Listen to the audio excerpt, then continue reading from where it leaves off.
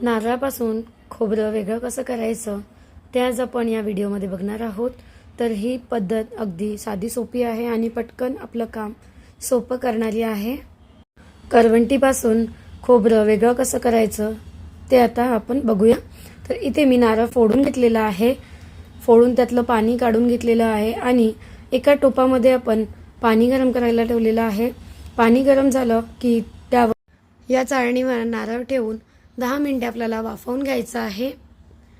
वाफवून झाल्यानंतर लगेचच गरम असताना सुरीच्या साहाय्याने याच्या कळा फ्री करून घ्यायच्या आहे आणि लगेचच आपलं करवंटीपासून खोबरं अख्खच्या अख्खं निघतं।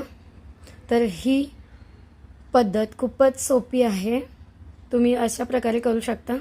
नारळापासून खोबरं वेगळं कसं करायचं ते आज आपण या व्हिडिओमध्ये बघणार आहोत। तर ही पद्धत अगदी साधी सोपी आहे।